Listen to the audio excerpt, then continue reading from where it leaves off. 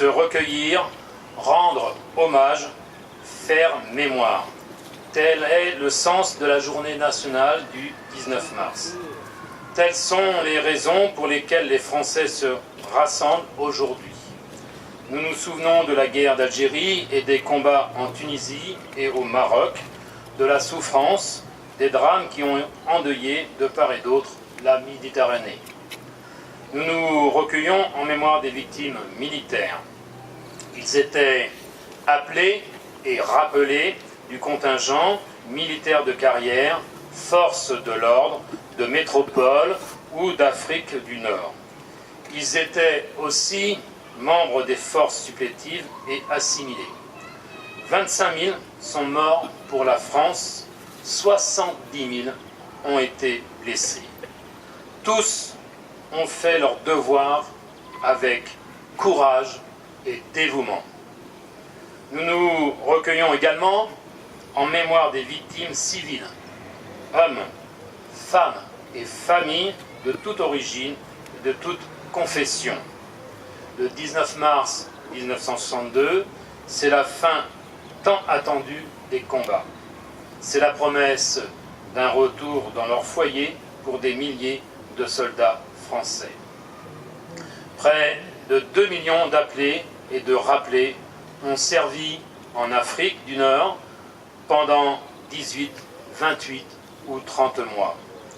Étudiants, jeunes cadres, ouvriers, paysans, employés, ils venaient de toutes les strates de la société française. Aucun d'entre eux n'a oublié. Ceux qui en sont revenus sont souvent restés marqués par ce qu'ils en ont vu, par ce qu'ils ont vécu, par la spirale dramatique de la guerre d'Algérie. Le 19 mars 1962, l'indépendance d'un pays se préparait. Au soulagement des uns fait écho la détresse des autres.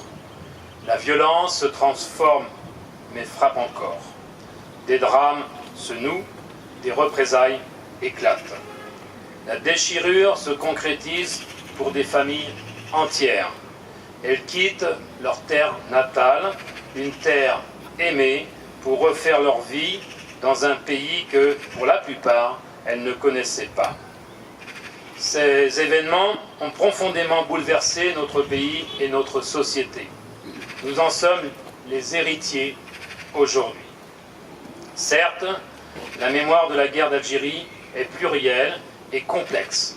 Certes, elle est parfois encore brûlante, mais elle est une part de notre identité commune. En la considérant avec vérité, nous y trouverons des leçons d'espérance ainsi que des appels à la paix et à la tolérance. Voilà pourquoi il est essentiel que nous continuions à apporter à nos enfants, aux jeunes générations, des clés de compréhension. Voilà pourquoi il faut continuer inlassablement à témoigner, à expliquer, à faire savoir. Voilà pourquoi nous nous réunissons aujourd'hui.